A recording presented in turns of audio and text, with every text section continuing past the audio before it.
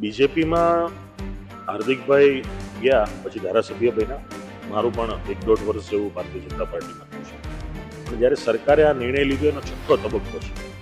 આનંદીબેનની સરકારમાં જે જાહેરાતો થયેલી ત્યારથી કેસો પરત ખેંચવાની પ્રોસિજરો ચાલે છે અને અત્યારે એ પ્રોસિજર હજી પણ ચાલુ જ છે. ભારતીય જનતા પાર્ટીમાં તો હાર્દિકભાઈ પણ પછી ગયા, હું પણ અત્યારે ગયો છું.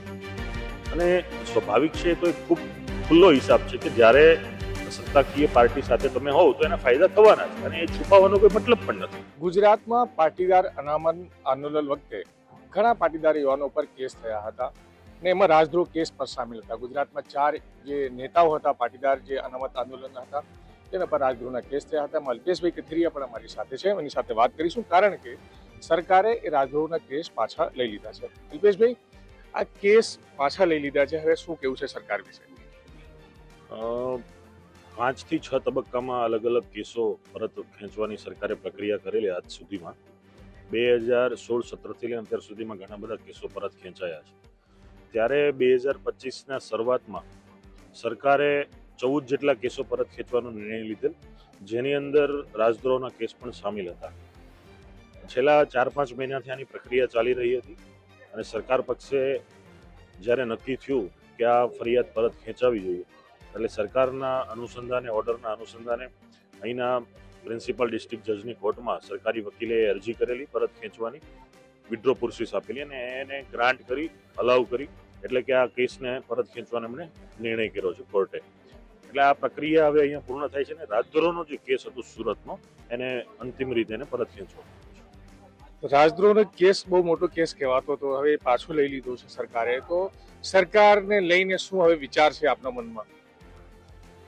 જો મેં જે માર્ક કર્યું છે મારા જાહેર જીવનમાં કે અત્યાર સુધીની જેટલી પણ સરકારો સામેની કોઈ પણ મુવમેન્ટ હોય, ચાહે શિક્ષકોના આંદોલન હોય, રોજગારના આંદોલન હોય, વિદ્યાર્થીઓના આંદોલન હોય, કોઈ કોમ્યુનિટીના આંદોલન હોય, રિઝર્વેશનની મુવમેન્ટ હોય, તો સમયાંતરે એવા કેસો પરત ખેંચાતા હોય છે. ગુજરાતની અંદર કોઈ પણ પાર્ટીની કે કોઈ પણ મુખ્યમંત્રીની સરકારની અંદર આવા નિર્ણયો લેવાના છે અને આ જ નિર્ણયોમાંનો એક નિર્ણય હતો. અને આ નિર્ણયના અનુસંધાનમાં હાલના જે કેસો પરત ખેંચાયા છે, તો સ્વાભાવિક છે કે એમાં કોઈ નવી વસ્તુ નથી. હા, એક વસ્તુ એ કહી શકાય કે સરકારે જે કમિટમેન્ટ આપ્યું હતું, અમારા આગેવાનો, સામાજિક વડીલો અને માતૃ સંસ્થા, જે અમારી ધાર્મિક માતૃ સંસ્થા છે, એ બધા જ આગેવાનોની મધ્યસ્થી બાદ સરકારે કેસ પરત ખેંચવાની વાત કરેલ. તો સરકારે જે આગેવાનોની કમિટમેન્ટ આપ્યા હતા એ પ્રમાણે કેસો પરત ખેંચ્યા છે અને હજી પણ જે કોઈ પણ કેસો બાકી રહી જતા હશે એ પણ પ્રોસિજર એની ચાલુ છે.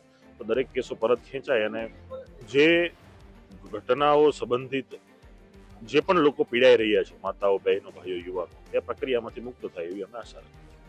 તો ક્યાંક એવું લાગી રહ્યું છે, કારણ કે જે તે સમયે આંદોલન વખતે હાર્દિક પટેલ પણ બીજેપીમાં ના હતા, અત્યારે બીજેપીના ધારાસભ્ય છે, આ પણ બીજેપીમાં ના હતા, તો બીજેપીમાં જવાથી ફાયદો થયો હોય, સરકારનું જે વલણ છે એ થોડુંક નબળું પડ્યું લાગે?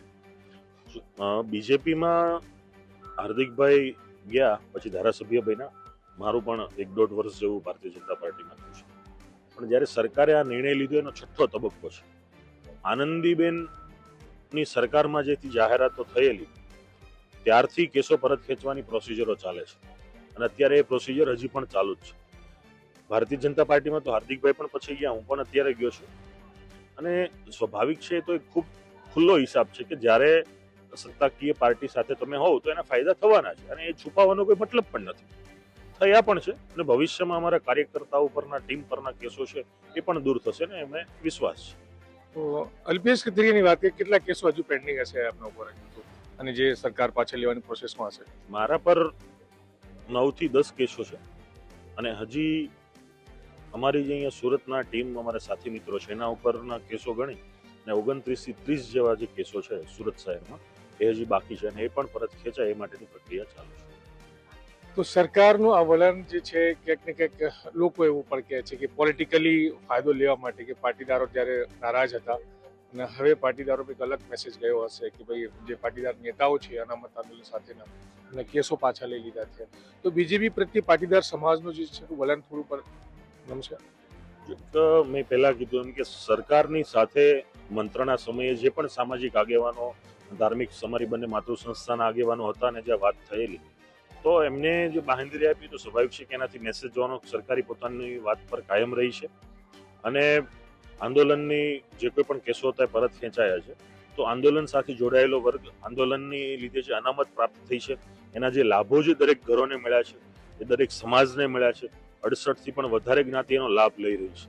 તો એના પરિવાર છે, એનો સમાજ છે, એનું કુટુંબ છે કે જેને ખરેખર એમ ખ્યાલ છે કે આ શા માટે આંદોલન થયું, અત્યારે એનાથી શું લાભો થઈ રહ્યા છે, દરેક પરિવારને સ્વાભાવિક છે ખુશી થવાની છે. રાજદ્રોહના કેસ કેટલા નેતાઓ પર હતા જે પાટીદાર અનામત આંદોલન વખતે હતા? પાટીદાર અનામત આંદોલનમાં રાજદ્રોહના ટોટલ 3 ગુના નોંધાયેલા. એક ગુનો સુરતમાં, બે ગુના અમદાવાદમાં. પહેલો નિલેશભાઈ એરવાડિયા ઉપર, પછીનો જે અમદાવાદનો ગુનો હતો એમાં હાર્દિકભાઈ, હું, કેતન પટેલ, દિનેશભાઈ બાંભણિયા અને ચિરાગ પટેલ 5. અને સુરતનો ગુનો જેમાં હું, હાર્દિકભાઈ, ચિરાગ દેસાઈ અને વિપુલ દેસાઈ, ટોટલ 3 ગુના નોંધાયેલા અને બંને મળી 4 અહીંયા, 5 અને 1 ટોટલ 10 આરોપી. હવે તો આપ વકીલ પણ બની ગયા છો, ભાજપમાં નેતા પણ છો. ભવિષ્યમાં શું પ્લાનિંગ રહેશે આપની? ચૂંટણીના મેદાને ઉતરવાની છે, કારણ કે ચૂંટણી આપ લડ્યા છો પરંતુ કે પાર્ટી અલગ હતી. ભવિષ્યનું પ્લાનિંગ કેવું રહેશે? કેમ કે જે દાગ છે ને એ દાગ ક્યાંક ક્યાંક હટી રહ્યા છે. દાગો કરતા પણ એક ન્યાયિક પ્રક્રિયામાંથી જ્યારે કોઈ પણ વ્યક્તિ મુક્ત થતો હોય છે એની ખુશી આખી અલગ હોતી હોય છે. કેમ કે સમયનો જે આખો સંઘર્ષ હોય છે, ટીમને તકલીફ પડતી હોય છે, પરિવારને, ધંધાને, બધાને અસર થતી હોય છે. અને એવા માત્ર કાંઈ અલ્પેશ ઉપર કેસ છે ને એવું નથી, બહુ બધા લોકોના કેસ થયા, બહુ બધા લોકો આમાં પીડાણા છે અને બધાના સર્વાનુમતેની શક્તિથી જ આખું આંદોલન સફળ થયું અને સમાજને એમાં જે પણ અનામત, લાભો, યોજના બધું જે પણ મળ્યું છે સમાજને બધાને સર્વાનુમતે મળ્યું છે.